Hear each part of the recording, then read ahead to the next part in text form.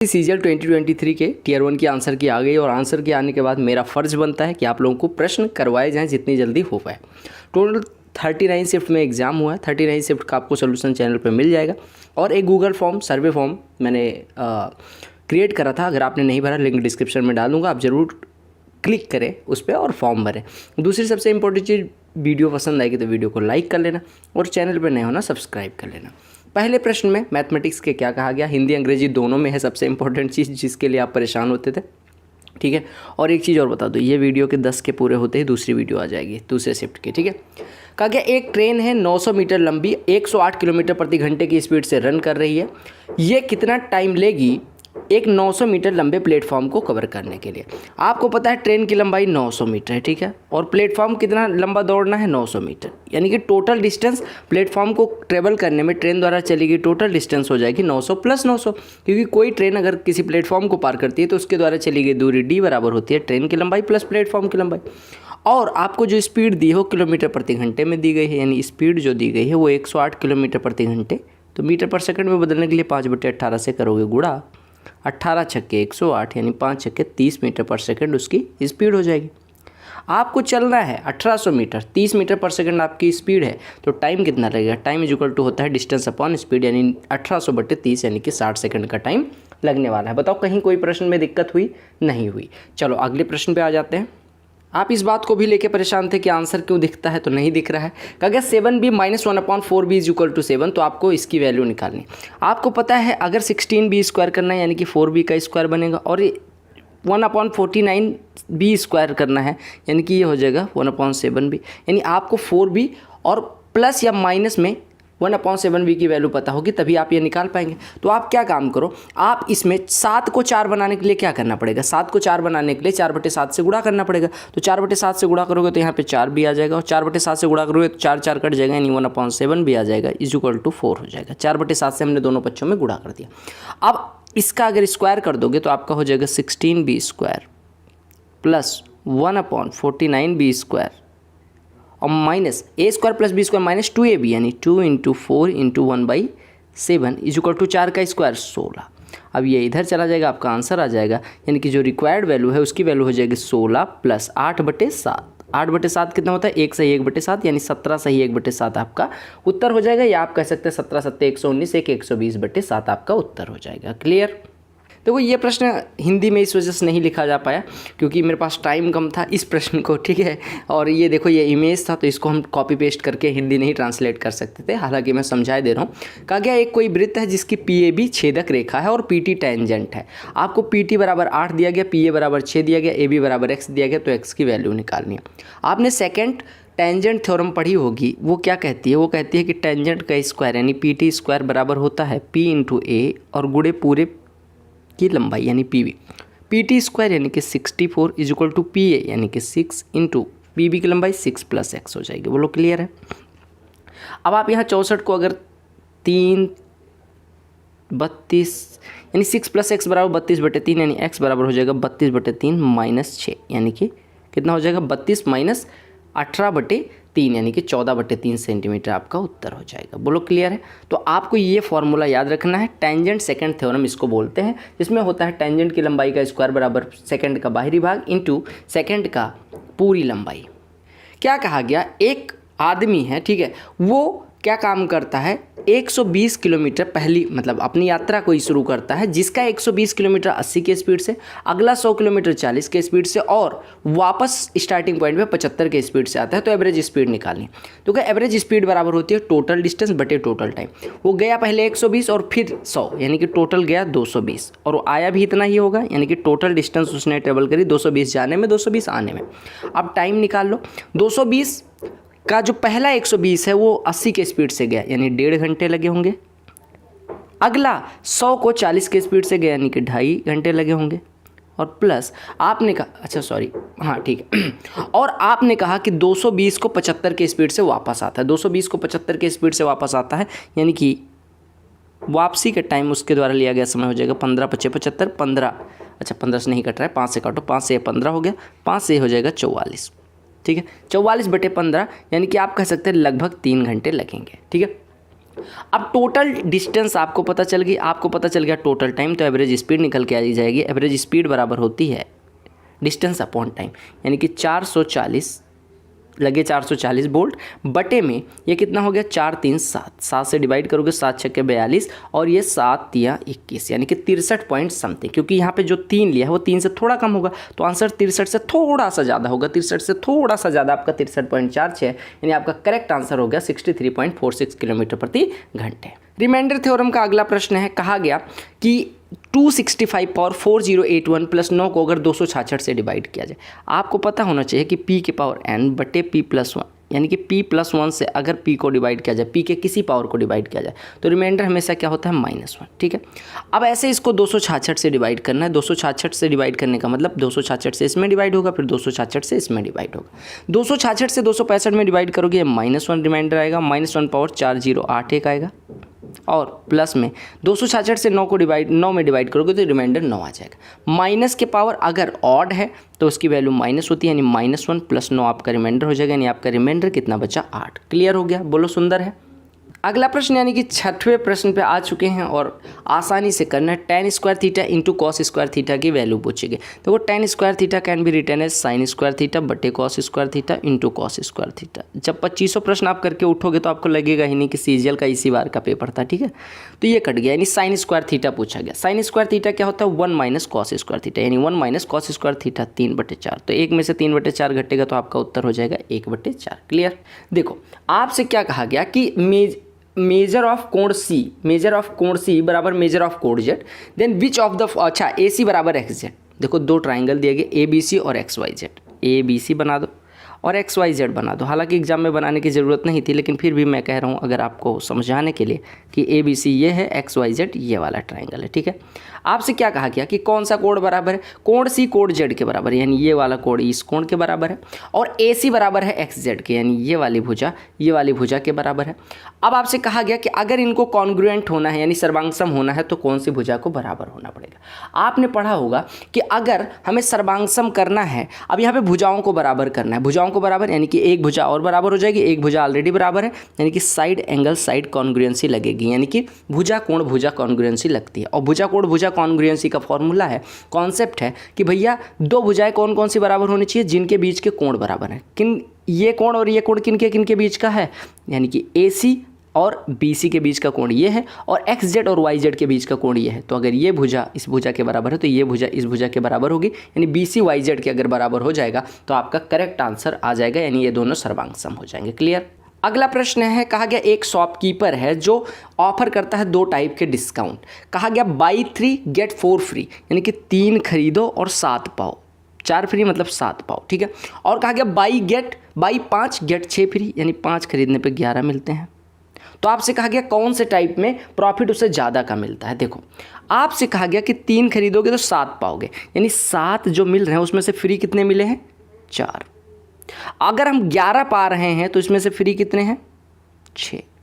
तो इधर परसेंटेज कितना हो गया 4/7, यानी कि 0 पॉइंट, ये 40 में 400 में 7 से डिवाइड कर दो तो 0 पॉइंट, सॉरी परसेंटेज निकाल रहे हो ना, तो 400 में 7 से डिवाइड करोगे, यानी कि 7 × 35 और 7 × 6 = 42, लगभग 56%, सॉरी 7 × 35, 5 50, 7 7 49, यानी 57% का डिस्काउंट यहाँ पे है। और 11 से 600 में डिवाइड करोगे तो 11 × 5 = 55 और 11 × 4 = 44, यानी कि 54% के अराउंड डिस्काउंट दूसरे केस में है। तो कौन से केस में ज़्यादा डिस्काउंट है, आपने कहा पहले केस में, यानी कि केस 1 जो है, ए केस जो है, यानी बाई 3 गेट 4 फ्री में ज़्यादा डिस्काउंट है। आप कहते हैं डिस्काउंट परसेंटेज क्या होता है, टोटल आर्टिकल्स ऊपर में फ्री आर्टिकल्स, यानी फ्री आर्टिकल्स बटे टोटल आर्टिकल्स गुणे 100 अगर हम कर देते हैं तो हमारा आ जाता है प्रॉफिट या डिस्काउंट परसेंटेज। अगले प्रश्न में क्या कहा गया कि 8 आदमी किसी कार्य को 45 दिन में कर सकते हैं, 8 औरतें वही कार्य 18 दिन में कर सकती हैं, यानी 8 आदमी करें और 8 औरतें करें। 8 आदमी करते हैं तो कितने दिन लगते हैं 45। अब औरतों वाला काम है स्वेटर बुनने का, तो स्वेटर मतलब सॉरी बुरा ना मानना, मतलब जान लो मम्मी लोगों का काम, मम्मी लोगों को स्वेटर बुनना हो, पापा लोगों को बुनना हो। तो भैया बताओ पापा सबके, मेरे पापा आपके पापा सब बैठ के स्वेटर बुने तो उनको 150 साल लग जाएंगे स्वेटर बुनने में, मम्मी लोग 15 मिनट में, तो वही वाली मम्मी पापा है, ठीक है। तो 8 पुरुष 45 दिन में, 8 औरतें 18 दिन में। अब आपसे कहा गया अगर 5 आदमी और 8 औरत लगा दिए जाए तो काम कितने दिन में खत्म होगा। देखो 45 और 18 का एलसीएम ले लो 90, लेकिन 90 को ऐसा समझो कि भैया देखो 90 का 8 गुना, यानी 90 आप जब भी एलसीएम लो तो 8 आदमी 8 औरत दिए गए हैं, यानी 45, 18 और 8 का एलसीएम ले लो तो 45, 18 और 8 का एलसीएम कितना हो जाएगा, 90 चौको 360। अब मान लो 360 यूनिट टोटल काम है। 8 आदमी 45 दिन में करते हैं, यानी एक दिन में ये लोग मिलके करते हैं कितना काम, देखो एक दिन में ये 8 यूनिट करते हैं। और 8 औरतें 18 दिन में, यानी कि एक दिन में ये 20 काम करती हैं। समझिएगा बात को। आपने कहा 8 आदमी अगर 45 दिन में करते हैं तो यानी एक दिन में 8 आदमी मिलके 8 यूनिट करते हैं, ठीक है। और 8 औरतें 18 दिन में 360 यूनिट करती है, यानी 8 औरतें एक दिन में 20 यूनिट करती है। 8 औरत एक दिन में 20 यूनिट, यानी एक दिन में एक और 2.5 यूनिट। और 8 आदमी एक दिन में 8 यूनिट, यानी एक आदमी एक दिन में 1 यूनिट। अब आपसे कहा गया कितने लोग लगे हैं, आपसे कहा गया कि 8 औरतें लगी हैं। 8 औरतें कितना काम कर लेंगे, 20। और 5 आदमी लगे हैं, यानी एक आदमी अगर एक काम करता है तो 5 आदमी 25, यानी कि एक दिन में 25 यूनिट काम हो रहा है। 360 यूनिट करना है तो कितने दिन लगेंगे, 360/25, यानी कि 72/5, यानी 14 सही 2/5 या 14.4 डे लगेंगे। अगले प्रश्न में आपसे पूछा, कहा गया कि 10,000 रुपये 4% पर एनम पे सेम इंटरेस्ट पे करता है जितना 8,000 रुपये 4 साल में 5%, यानी कि 10,000 रुपये को 4% की रेट से इन्वेस्ट किया गया। अब देखो 4% मतलब 10,000 का 4% एक साल में, यानी 400 रुपये एक साल में। तो x साल में मान लो पे करता है तो 400x, मान लो 400 रुपये एक साल में अगर, तो x साल में मान लो किसके बराबर ब्याज पे कर देता है, 800 रुपये जितना 4 साल में 5% की रेट से पे करता है। 10,000 रुपये 4% की रेट से कुछ टाइम में उतना ही ब्याज प्रोड्यूस करता है जितना 8,000 रुपये 4 साल में 5% की रेट। 5% 8,000 का कितना होगा, एक साल में 8,000 का 5%, यानी कि 400 रुपये पे करेगा। एक साल में अगर 400 रुपये तो 4 साल में 1,600 रुपये पे करेगा, यानी 1,600 रुपये ब्याज इधर अगर मिल रहा है तो इधर भी मिलना चाहिए, यानी 400x बराबर 1,600 तो x बराबर 4। x है क्या, x है टाइम। x क्या है, टाइम। x क्या है, टाइम, यानी कि टाइम कितने साल लगा, 4 साल। क्लियर। टाइम एंड वर्क का दूसरा प्रश्न इन्होंने पूछा, कहा गया ए कोई कार्य 25 दिन में कर सकता है, A can complete a work in 25 दिन। बी वही कार्य 30 दिन में कर सकता है, बी 30 दिन में कर सकता है। वे अल्टरनेट बेसिस पे काम स्टार्ट करते हैं और इस प्रकार से कि both A and B follow this pattern for 5 days and then A leaves the work. देखो अगर ए स्टार्ट करता है और 5 दिन काम होता है तो ज़्यादा दिन कौन करेगा, ए, यानी ए 3 दिन कर लेगा, बी 2 दिन कर चुका होगा, ठीक है। उसके बाद ए भाई साहब हो गए गायब। अब जो बचा है वो काम बी ने करना है, यानी बी को रिमेनिंग वर्क करना है, तो कितने दिन लगेंगे, 25 30 का एलसीएम ले लो, कितना हो जाएगा 150, यानी 150 यूनिट टोटल काम था, ठीक है। 25 दिन में 150, एक दिन में 6, 30 दिन में 150, एक दिन में 5। इन्होंने 6 यूनिट पर डे करते हुए 3 दिन काम कर लिया, यानी 18 यूनिट इन्होंने कर लिया। 5 यूनिट पर डे करते हुए 2 दिन इन्होंने कर लिया, यानी 10 यूनिट इन्होंने कर लिया, यानी अब बचा काम कितना हो गया, 122 यूनिट। और 122 यूनिट किसने करना है, 122 यूनिट बी ने करना है। बी एक दिन में कितना काम करता है भाई साहब, बी एक दिन में करता है 5 यूनिट काम। तो 122 करने के लिए 122/5 दिन की आवश्यकता होगी। 122/5 कितना हो जाएगा उत्तर, 24 सही 2/5 दिन की आवश्यकता होगी। प्रश्न नंबर 12, किसने किसको मारा, कहा गया एक आदमी एक काम को 10 दिन में कर सकता, हमने लिख लिया। एक लड़का उसी काम को 15 दिन में कर सकता, हमने लिख लिया। और एक वुमेन, ये वाली औरत जो है वो काम चोर है, 30 दिन में करती है। कहा गया काम कितने दिन में खत्म हो जाएगा अगर एक आदमी एक औरत और एक लड़का मिलके करे। अब देखो 10 15 और 30 एलसीएम ले लोगे तो 30 यूनिट, ये एक दिन में 3, ये 15 दिन में 30 करते हैं, एक दिन में 2, ये 30 दिन में 30 करते हैं, एक दिन में 1 यूनिट करेंगे। अब अगर एक तीनों ले लिया जाए तो 1 यूनिट ये करेगा, 2 यूनिट ये, 3 यूनिट ये, यानी 6 यूनिट एक दिन में होगा। तो 30 यूनिट करने के लिए 30/6 यानी कि 5 दिनों की आवश्यकता होगी। बोलो क्लियर है भैया, 5 दिनों की आवश्यकता होगी। देखो 4 संख्याएं प्रोपोर्शन में है, इसका मतलब होता है कि A/B बराबर C/D, या बाह्य पदों का गुणनफल बराबर अंतः पदों का गुणनफल। यानी कि आपसे कहा गया 39 × y बराबर 117 × 17, ठीक है। तो 39 से 117 कट जाएगा 3, यानी y बराबर 3 × 17 51 हो जाएगा। देखो टेबल में क्या दिया गया, लिटरली देखना क्या कहा गया study the given table and answer the question that follows. Table shows classification of 100 students based on marks obtained by them in history and geography and exam. यानी कि 100 लोग हैं जो हिस्ट्री और जियोग्राफी का एग्जाम देते हैं, उनके मार्क्स दिखाए गए कि 0 से ऊपर पाने वाले कितने हैं, 10 से ऊपर पाने वाले 20 से ऊपर हो। आपको एक चीज़ और बताऊं कि जो 0 से ज़्यादा पाएगा वो 10 से ज़्यादा पाएगा ज़रूरी नहीं, लेकिन जो 10 से ज़्यादा पा रहा है वो 0 से ज़्यादा पा रहा है। ऐसे अगर मैं बात करूँ 40 से ऊपर वाला 30 में भी आएगा, 20 में भी आएगा। अगर 10 से ऊपर वाले की बात करें तो ये इसमें आएगा। यानी अगर मैं बात करूँ अगर मैं ऐसे कहूँ कि 40 एंड अबव पाने वाले कितने हैं 9, 30 एंड अबव 32, तो 30 से 40 के बीच में कितने 23, इस तरह से होता है। अब आपको क्या पूछा गया प्रश्न में, कहा गया what is number of students scoring less than 20 marks, यानी कि 20% मार्क्स से कम स्कोर करने वाले। 20%, जब पेपर 50 नंबर का था तो 20% मतलब एवरेज 10 नंबर से कम पाने वालों की संख्या हमें बतानी है। 10 नंबर से कम पाने वालों की संख्या आपको दिया गया कि 10 नंबर से ज़्यादा एवरेज पाने वालों की संख्या 87 है। 10 नंबर से ज़्यादा 100 लोग थे जिसमें 87 लोग 10 नंबर से ज़्यादा पाते हैं, यानी कम कितने पाते हैं 13 लोग आउट ऑफ 100 कितने परसेंट है 13%। ये पूछा गया नंबर सिस्टम का प्रश्न कि किससे डिविजिबल है। अब देखो सबसे छोटी पावर कॉमन ले लो, 6 के पावर 25 कॉमन ले लिया, यहाँ पे बचा 6 के पावर 1 यानी 6, यहाँ पे 6 के पावर यहाँ पे 6 के पावर 0 बचा यानी कि 1, यहाँ पे 6 के पावर कितना बचा 1 बचा यानी कि यहाँ पे हो गया 6, यहाँ पे 6 के पावर 2 बचा यानी कि 36 और यहाँ पे 6 के पावर 3 बचा यानी कि 216। तो आप किससे डिविजिबल करोगे 216 36 252 252 और 7 259 से डिविजिबल हो जाएगा। कहा गया कि 2 रनर्स हैं सोनी और मोनी, वो सर्कुलर ट्रैक पे 200 मीटर का जो सर्कुलर ट्रैक है उस पर 18 और 24 के स्पीड से सेम डायरेक्शन में रन करना शुरू करते हैं। कहा गया after how much time from the start will they meet again at the starting point. देखो 200 मीटर का ट्रैक है, एक की स्पीड 18 है, 18 को मीटर पर सेकंड में बदलोगे तो इसकी स्पीड 5 मीटर पर सेकंड आ जाएगी। दूसरे की 24 दी गई तो 24 गुणे 5/18 करोगे, 24 गुणे 5/18 यानी कि ये कितना हो जाएगा 6 3 18 6 चौको 24 यानी 20/3 मीटर पर सेकंड इसकी स्पीड हो जाएगी। ठीक है, अब देखो 5 के स्पीड से इसको 200 मीटर को कवर करने में कितना सेकंड लगेगा 40, और आपसे कहा गया कि 20/3 के स्पीड से 200 को कवर करने में कितना टाइम लगेगा 30 सेकंड। समझिएगा बात को, मैंने क्या कहा S1 स्पीड से ये कवर करता है 40 सेकंड में, S2 स्पीड से दूसरी वाली ट्रेवल करती है 30 सेकंड में, 30 सेकंड में ये पूरा चक्कर मार देती है, 40 सेकंड में ये पूरा चक्कर मार देती है। अब सिंपल सी बात समझो, आपका टाइम आया T1 और T2, और T1 और T2 का जो LCM होगा वो टाइम होगा जब ये स्टार्टिंग पॉइंट पे मिलेंगे। तो 40 और 30 का LCM 120, यानी 120 सेकंड बाद वो स्टार्टिंग पॉइंट पे मिल रहे होंगे, यानी आपको 40-30 का LCM लिया वही स्टार्टिंग पॉइंट पे मिलने वाला टाइम लगेगा। अगले प्रश्न में क्या कहा गया A जो है वो 95% है B का, यानी कि B 100 है तो A 95 है।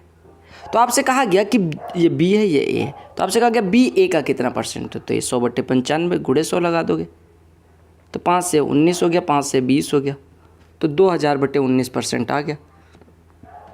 19 से डिवाइड करो 19 से कम 19, 19 बचे 95, सही 5/19। इसकी वैल्यू पूछी गई 3x³ + 5x² y + 12xy² + 7y³। x बराबर -4 है, y बराबर -1। इसमें x² कॉमन ले लो तो ये बचेगा, x² कॉमन लेने के बाद 3x + 5y। इसमें y² कॉमन ले लोगे तो बचेगा 12x + 7y। अब x बराबर -4 पुट करोगे तो x बराबर -4 तो ये 16 हो जाएगा, 3x + 5y यानी कि -12 -5 -17 प्लस y² यानी कि पॉजिटिव में 1, 12x -48 तो -7 यानी कि -55 हो गया, और 16 गुणे 17 कितना होगा, 16 गुणे 16 कितना होता है 256 और 16 282, तो -282 और -55 -300 अच्छा 272 होगा। ठीक है, 256 16 272 तो 327। 2 कंसेंट्रिक सर्कल्स हैं जिनकी रेडियाई 10 सेंटीमीटर और 6 सेंटीमीटर। ये प्रश्न किसको नहीं आता है। ठीक है, कहा गया बड़े वाले वृत्त की उस जीवा की लंबाई बताओ जो छोटे वृत्त की स्पर्श रेखा। यहाँ से ये कितना दिया गया, परपेंडिकुलर होगी इसकी रेडियस जो कि दी गई 6 सेंटीमीटर, इसकी रेडियस 10 है। अब परपेंडिकुलर है तो ये आपको पता है ये राइट एंगल ट्रायंगल बनेगा, ये 8 हो जाएगा। आपको पता है अगर ये परपेंडिकुलर ड्रा हुआ था तो इसको बाइसेक्ट करेगा, बाइसेक्ट करने का मतलब अगर ये 8 है तो ये भी 8 हो जाएगा, यानी पूरा 16 हो जाएगा। देखते देखते 20वें प्रश्न पे आ गए जो कि ये कहता है a + b + c दिया गया, a² + b² c² दिया गया, ab + bc + c। अगर हम a + b + c का होल स्क्वायर करें तो मिलेगा a² + b² + c² जिसकी वैल्यू 90 है, plus 2 times of ab + bc + ca जो कि कितना मिलेगा बराबर 16 का स्क्वायर। अभी हमने किया था 256, 256 में से 90 घटेगा 166, 2 से 166 डिवाइड होगा 83, आपका उत्तर हो जाएगा। अगला मान निकालना था कॉट थीटा का, कैसे 3 sin theta minus cos theta बराबर बटे इतना बराबर 1, तो मल्टीप्लाई कर दो तो 3 sin theta minus cos theta बराबर cos theta plus sine theta. बोलो क्लियर है। अब कॉस थीटा बगल बगल कर लो तो 2 कॉस थीटा हो जाएगा बराबर 2 साइन थीटा, ये कट गया। कॉस थीटा बटे sine theta, cot theta 1, theta बराबर 45, तो कॉट थीटा निकालना था, अगर थीटा की वैल्यू निकालनी होती 45। अगले प्रश्न में क्या कहा गया, following bar chart represents gross amount and total cost of a firm, यानी कि टोटल कॉस्ट कितनी है और कॉस्ट कितनी आ रही है और ग्रॉस अमाउंट कितना है। कहा कि in order to make a profit of 25% what should be the gross amount in 2019-20 if the total cost remain the same. देखो कहा गया 25% का प्रॉफिट उठाना है, ग्रॉस क्या होना चाहिए ताकि 25% का प्रॉफिट हो। देखो टोटल कॉस्ट 19-20 में 19-20 की बात की गई, 19-20 में टोटल कॉस्ट कितना है 6500, ठीक है। आपसे कहा गया 25% का प्रॉफिट, 25% का प्रॉफिट यानी कि कितना कमाना है, 25% का प्रॉफिट मतलब कितना कमाना है, हमें 1/4 हिस्सा कमाना है। 1/4 हिस्सा कमाने का मतलब इसका 1/4 हिस्सा निकाल लो, ये बचेगा 65 गुणे 25, 65 गुणे 25 ये 1500 और 125 1625 का फ़ायदा कमाना है। 6500 रुपये कॉस्ट लगी थी, 1625 का फ़ायदा कमाना है, यानी कितना ग्रॉस होना चाहिए। आप कहेंगे कॉस्ट प्लस प्रॉफिट 65 16 81 और प्लस में 25 8125। देखो साइन ए प्लस बी बराबर 1, ए प्लस बी कितना हो जाएगा अपने आप 90 degree. Cos A minus B बराबर 1/2, तो ए माइनस बी कितना हो जाएगा 60 डिग्री। ए की वैल्यू निकालनी है, दोनों को जोड़ के 2 से भाग, तो ए बराबर कितना हो जाएगा 75 डिग्री। क्लियर। मस्टर्ड ऑयल है, उसकी जो मार्केट प्राइस है वो कॉस्ट प्राइस से 25% ज़्यादा है, यानी कॉस्ट प्राइस अगर 4 है या 40 है तो मार्केट प्राइस इसका 1/4 ज़्यादा है, यानी कि 50 है। कहा गया at what percentage less than market price should it be sold so that it have no profit no loss, यानी कि 50 मार्केट प्राइस है, हम कितना परसेंट कमी करें ताकि नो प्रॉफिट नो लॉस हो, यानी हमें 40 में बेचने पे नो प्रॉफिट नो लॉस, 50 से 40 यानी 10 की कमी, 50 पे 10 की कमी यानी 1/5 हिस्से की कमी यानी 20% की कमी कर देंगे। अगले प्रश्न में आपसे कहा गया गोले का आयतन क्या होगा अगर त्रिज्या दी गई। गोले का आयतन क्या होता है 4/3 पाई आर क्यूब, पाई की वैल्यू 22/7 यूज करनी है, गुणे आर का क्यूब, तो आर का क्यूब लिख लो 4.2 गुणे 4.2 गुणे 4.2, तो 4.2 का स्क्वायर होता है 1764 होता है, यानी 17.64। अब 3 सतह 21 ये कट जाएगा 0.2 आ जाएगा। गुणा भाग कर लो, तो ये लिखा है 4 गुणे 22 का इसमें गुणा करोगे 22 चौको 88, 22 छक्के 132, 8 140, हासिल आई 14, 22 सत्ते 154, 14 168, हासिल आई 16, 22 एक 22 16 38, ठीक है। और ये हो गया 388 और ये 0.2 भी लिखा हुआ है और गुणे में इतना है, यानी कि 0.8 से इसमें गुणा करना है, तो 8 8 64 हो गया, 8 8 64 के 4 हो गया, फिर से 8 8 64 6 70 हो गया, 0 आ गया, 8 24 7 31 हो गया। कितने अंक बाद दशमलव लगा 3 अंक बाद, तो 310.64 आंसर हो गया। मिलते हैं अगली शिफ्ट के सलूशन में, तब तक के लिए वीडियो को लाइक शेयर और चैनल को सब्सक्राइब करना ना भूलें।